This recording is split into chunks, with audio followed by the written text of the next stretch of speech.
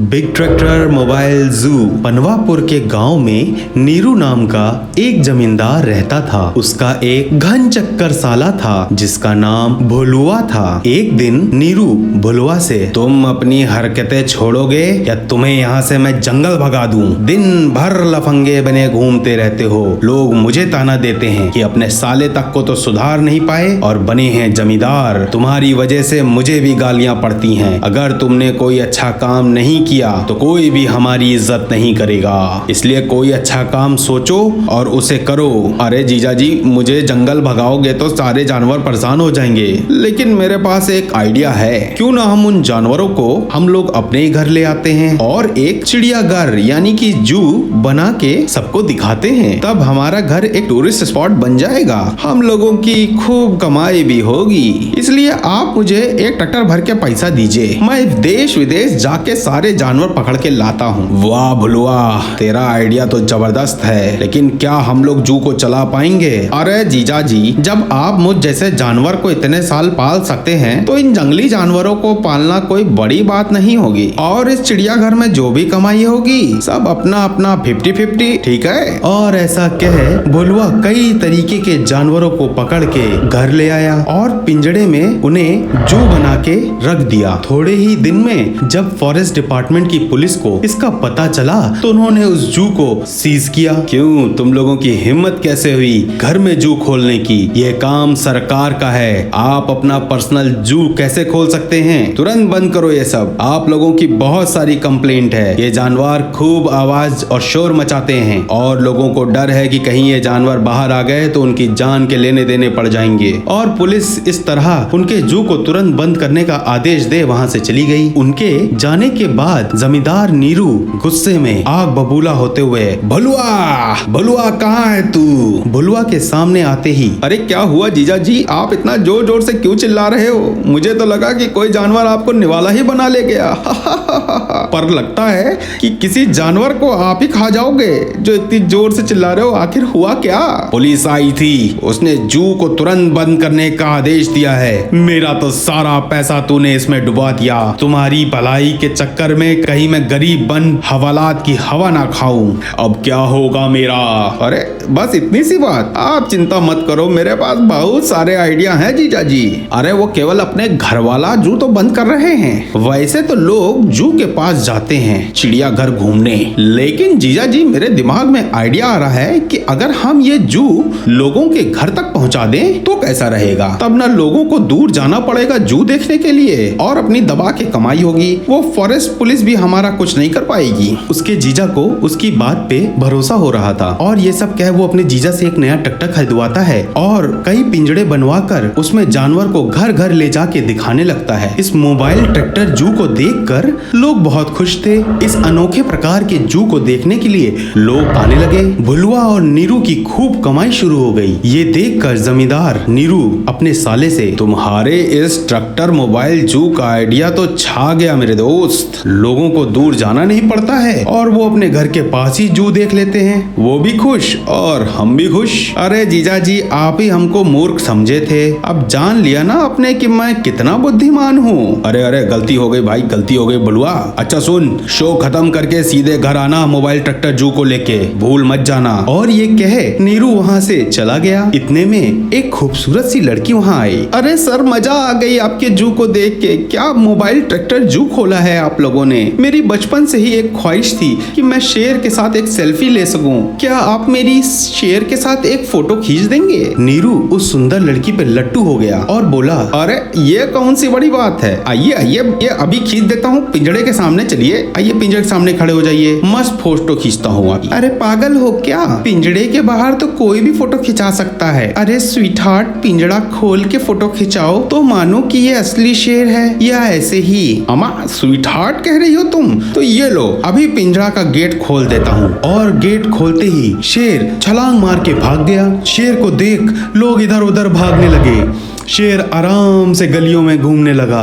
लोग डर के मारे घरों में छुप गए और लोगों ने तुरंत फॉरेस्ट पुलिस को फोन लगाया। फॉरेस्ट डिपार्टमेंट वालों ने तुरंत ही शेर को बेहोशी का इंजेक्शन लगा बेहोश कर दिया और उसे फिर से पिंजड़े में डाल दिया। लोगों ने भुलवा की खूब धुनाई करी। दोबारा ऐसी बकवास आइडिया लाए तो तुम्हारी टांगे तोड़ दी जाएंगी। जिस पर भोला, अमा अमा अरे मेरी क्यों पिटाई कर रहे हो भैया, ये भूल भुलैया का आइडिया मेरा नहीं था, मैं तो बस एक नौकर हूँ। अरे ये जीजा जी हैं, ये मोबाइल ट्रैक्टर जू का आइडिया उन्हीं का था। अच्छा चलो तुम्हारे जीजा जी की भी खबर लेते हैं। इतने सारे लोगों को भुलवा के साथ आते देख नीरू जमींदार अपने आप में, वाह मेरे साला कितना फेमस हो गया है। मुझे तो लगता था ये किसी काम का नहीं है, लेकिन आज इसकी फेमसिटी देख के मुझे जलन हो रही है कि इतने सारे लोग इसके आगे पीछे घूम रहे हैं। तभी भुलवा जीजा जी से, ये लोग आपसे मिलना चाहते हैं, मैंने सबको बता दिया कि ये आइडिया आप ही का है, तो ये लोग आपसे मिलना चाहते हैं। मैं जानता था कि मेरा साला मुझे भी फेमस करेगा अपने साथ। तभी लोगों ने उसकी भी खूब जम के पिटाई करी। अरे अरे छोड़ दो, अरे अरे अरे। जीजा की पिटाई होते देख साले को खूब हंसी आ रही थी। Giant wheel helicopter car. Balampur नाम के गांव में राम और श्याम नाम के दो बचपन के दोस्त रहते थे। राम का परिवार गरीब था, इस वजह से राम बीच में ही अपनी पढ़ाई छोड़ के टैक्सी चलाते हुए अपने माता पिता की देखभाल करने में लग गया। वहीं श्याम थोड़ा धनवान था, इसलिए वो हवाई जहाज बनाने की एरोनॉटिक्स इंजीनियरिंग पढ़ाई करके नौकरी कर रहा था। दोनों अक्सर मिलते रहते थे। राम हर दिन सुबह उसकी टैक्सी को एक टैक्सी स्टैंड पे लगाता था। उस टैक्सी स्टैंड से लोग एयरपोर्ट तक जाया करते थे। टैक्सी स्टैंड पे धन्नू और भीमा नाम के दो और टैक्सी वाले रहते थे। एक पैसेंजर टैक्सी स्टैंड पे आया, तभी राम, आइए सर आइए, टैक्सी पे बैठिए, सिर्फ 800 रुपए में आपको एयरपोर्ट तक छोड़ाऊंगा। लेकिन उसको राम की टैक्सी पसंद नहीं आई और वो राम से कहता है, तुम्हारी गाड़ी तो बहुत पुरानी लग रही है भाई। और वो भीमा के पास जाकर एयरपोर्ट तक जाने के लिए कहता है, कितने पैसे लोगे भाई? साहब बस 1000 रुपए लगेंगे। ये क्या, वो तो 800 ही बोल रहा था, तुम 1000 रुपए बोल रहे हो? अरे उनकी तो पुरानी कार है सर और वो 800 में ही तो जाएंगे, लेकिन मेरी तो नई कार है। ठीक है चलो चलो।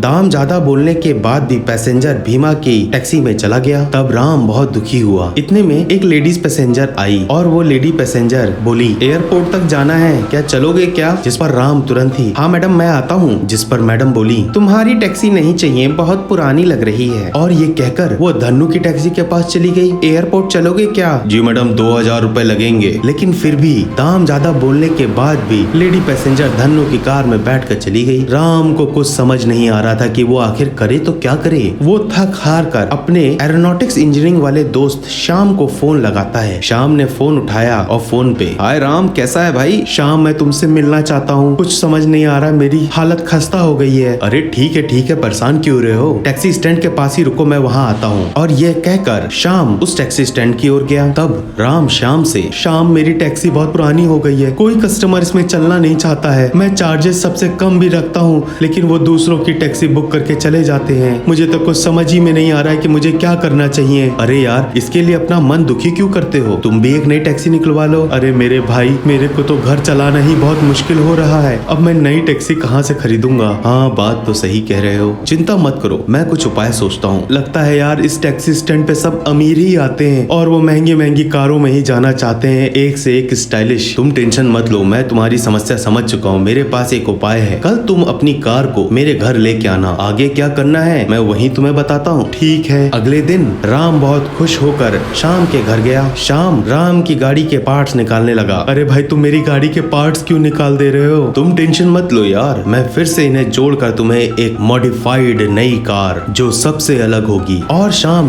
अपनी पढ़ाई की बदौलत उस कार को हेलीकॉप्टर के आकार की कार में बदल देता है, वो भी जायंट फूट के साथ, जिससे कि वो तेजी से चल सके। राम को अपनी आंखों पे भरोसा नहीं हो रहा था कि कल तक उसकी खटारा कार आज दिखने में एक हेलीकॉप्टर, जायंट हेलीकॉप्टर कार दिख रही है। अरे यार मेरी कार तो बिल्कुल हेलीकॉप्टर जैसी दिख रही है। चलो दोस्त, अब इस हेलीकॉप्टर कार में हम टैक्सी स्टैंड को जाएंगे, चलो। और दोनों मिलकर टैक्सी स्टैंड चले गए। वो टैक्सी स्टैंड में हेलीकॉप्टर कार को देख के लोग अचंभित थे, सब कोई उसी पे सवारी करना चाहता था और सभी लोग उसकी giant big foot helicopter car में चढ़ने लगे, जिसको देखकर राम बहुत खुश हो गया। तब धन्नु और बीमा, अरे क्या करना है कुछ समझ नहीं आ रहा है, और दोनों अपने बाल खींचने लगे। राम ने तुरंत ही शाम को गले लगा लिया और थैंक्स कहा कि आज तेरी वजह से मेरा घर चल जाएगा। दोस्त हो तो ऐसा दोस्त हो। एक गांव में गिरजा नाम का एक ग्वाला रहता था। उसके पास एक भैंस थी। गिरजा अपनी भैंस को घर घर ले जाकर दूसरों के सामने ही दूध दोकर दूध देता था। उस गांव में जमींदार का बेटा नंद कुमार रहता था। उसे कारों का बहुत शौक था। उसके पास कई किस्म की कारें थीं। साथ ही साथ उसके पास एक रेसर कार भी थी, जिससे वो पूरे गाँव में तेजी से चलता था। अपने आसपास गुजर रही कारों का वो खूब मजाक उड़ाता था। एक दिन गिरजा अपने भैंस को लेकर नंद कुमार के घर गया। वहाँ नंद कुमार अपनी रेसर कार को पोंछ रहा था। कैसा है? लगता है छुट्टियों में खूब मौज कर रहे हो। क्या तेरी ये हिम्मत? दूध बेचने वाले तू मुझे तू कह के बुलाता है? सर कह के बुलाओ मुझे। अरे अरे हम दोनों एक ही क्लासमेट है ना, इसीलिए ऐसा बुलाया। अरे गलती हो गई सर जी, आप बुरा ना मानिए। तुम्हें अपना क्लासमेट कहते हुए शर्म आती है मुझे। ये कॉलेज वाले फ्री सीट निकाल के हम अमीरों की बेइज्जती कर देते हैं। कहा मैं इस करोड़ रुपए वाली रेसर कार में जाता हूँ और तुम ठहरे गंवार लल्लू, और दोनों को एक ही क्लास में बैठना पड़ता है। सब मेरी बदकिस्मती है।